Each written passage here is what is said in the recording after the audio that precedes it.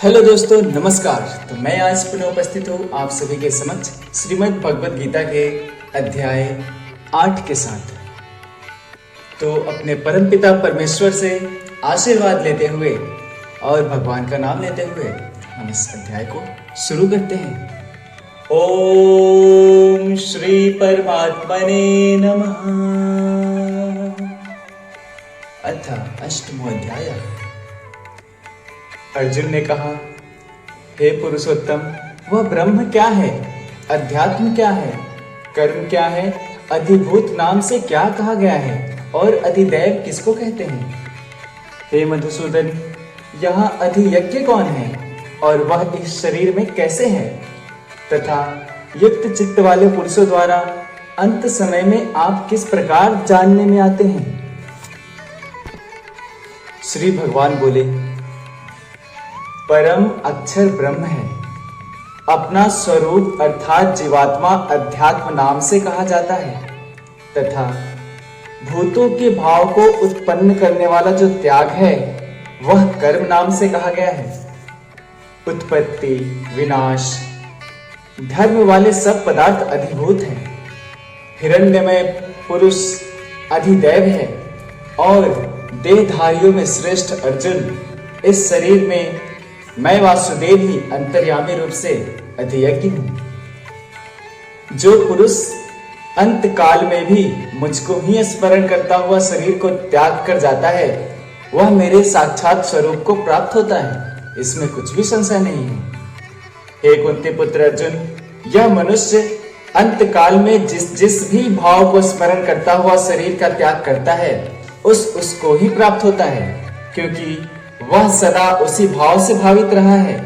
इसीलिए हे अर्जुन, तू सब समय में निरंतर मेरा स्मरण कर और युद्ध भी कर। इस प्रकार मुझ में अर्पण किए हुए मन बुद्धि से युक्त होकर तू निसंदेह मुझको ही प्राप्त होगा। हे पार्थ, यह नियम है कि परमेश्वर के ध्यान के अभ्यास रूप योग से युक्त दूसरी ओर न जाने वाले चित्त से निरंतर चिंतन करता हुआ मनुष्य परम प्रकाश रूप दिव्य पुरुष को अर्थात परमेश्वर को ही प्राप्त होता है।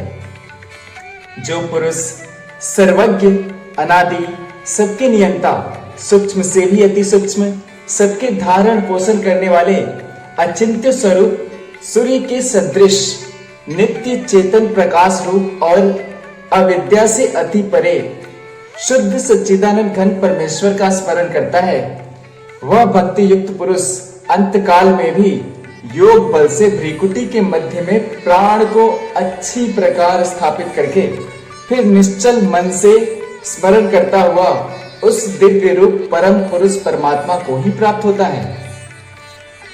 वेद के जानने वाले विद्वान जिस सच्चिदानंद घन रूप परम पद को अविनाशी कहते हैं, आसक्ति रहित यत्नशील सन्यासी महात्मजन जिसमें प्रवेश करते हैं और जिस परम पद को चाहने वाले ब्रह्मचारी लोग ब्रह्मचर्य का आचरण करते हैं, उस परम पद को मैं तेरे लिए संक्षेप से कहूंगा।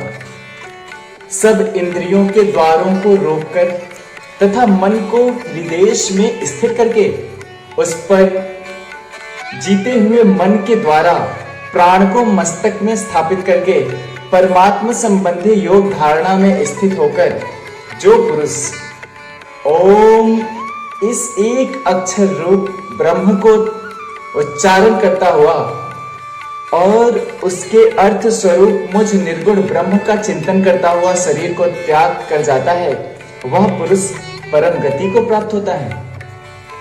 हे अर्जुन, जो पुरुष मुझ में अनन्य चित्त होकर सदा ही निरंतर मुझ पुरुषोत्तम को स्मरण करता है, उस नित्य निरंतर मुझ में युक्त हुए योगी के लिए मैं सुलभ हूँ, अर्थात उसे सहज ही प्राप्त हो जाता हूँ।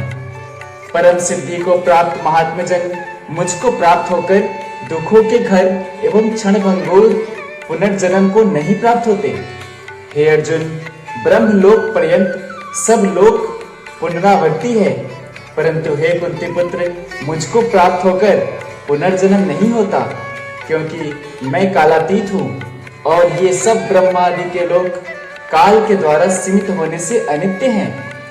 ब्रह्मा का जो एक दिन है उसको 1000 चतुर्युगी तक की अवधि वाला और रात्रि को भी 1000 चतुर्युगी तक की अवधि वाली जो पुरुष तत्व से जानते हैं वे योगी जन काल के तत्व को जानने वाले हैं।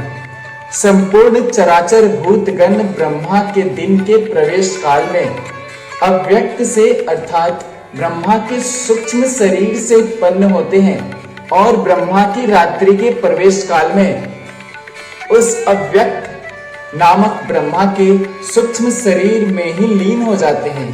हे पार्थ, वही यह भूत समुदाय उत्पन्न होकर प्रकृति के वश में हुआ रात्रि के प्रवेश काल में लीन होता है और दिन के प्रवेश काल में फिर उत्पन्न होता है। उस अव्यक्त से भी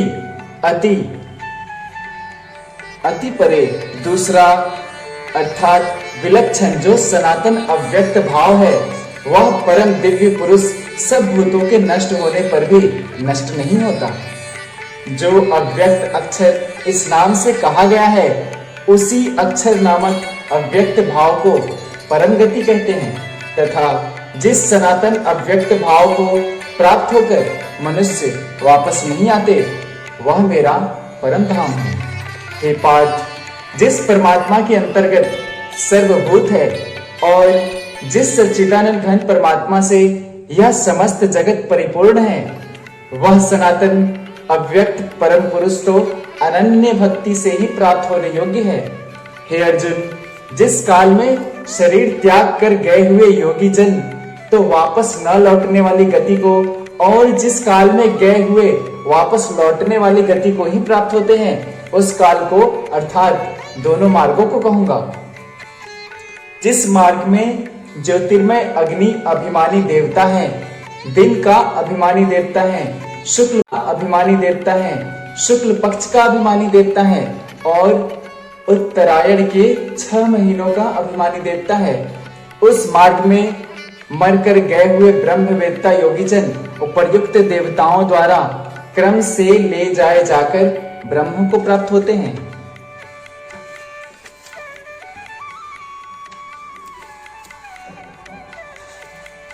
जिस मार्ग में धूमाभिमानी देवता है, रात्रि अभिमानी देवता है तथा कृष्ण पक्ष का अभिमानी देवता है वह दक्षिणायन के 6 महीनों का अभिमानी देवता है। उस मार्ग में मरकर गया हुआ सकाम कर्म करने वाले योगी उपर्युक्त देवताओं द्वारा क्रम से ले गया हुआ चंद्रमा की ज्योति को प्राप्त होकर स्वर्ग में अपने शुभ कर्मों का फल भोगकर वापस आता है। क्योंकि जगत में ये 2 प्रकार के शुक्ल और कृष्ण अर्थात देवयान और पितृयान मार्ग सनातन माने गए हैं। इनमें एक के द्वारा गया हुआ जिससे वापस नहीं लौटना पड़ता उस परम गति को प्राप्त होता है और दूसरे के द्वारा गया हुआ फिर वापस आता है अर्थात जन्म मृत्यु को प्राप्त होता है। हे पार्थ, इस प्रकार इन दोनों मार्गों को तत्व से जानकर कोई भी योगी मोहित नहीं होता। इस प्रकार हे अर्जुन, तू सब काल में संबुद्धि रूप योग से युक्त हो अर्थात निरंतर मेरी प्राप्ति के लिए साधन करने वाला हो। योगी पुरुष इस रहस्य को तत्व से जानकर वेदों के पढ़ने में तथा यज्ञ तप और दान आदि करने में जो पुण्य फल कहा है उन सबको निसंदेह उल्लंघन कर जाता है और सनातन परम पद को प्राप्त होता है। ओम तत्सदिति श्रीमद् भगवद गीता सुपनिषत्सु ब्रह्म विद्यायाम योग शास्त्रे श्री कृष्ण अर्जुन संवादे अक्षर ब्रह्म योगो नाम 8वां अध्याय। और इस प्रकार हमने आज श्रीमद् भगवद गीता के 8वें अध्याय को पूर्ण कर लिया है। श्री कृष्ण गोविंद हरे मुरारी, हे नाथ नारायण वासुदेव। श्री कृष्ण गोविंद हरे मुरारी, हे नाथ नारायण वासुदेव। श्री कृष्ण गोविंद हरे मुरारी, हे नाथ नारायण वासुदेवा। जय श्री कृष्णा, जय श्री राधे।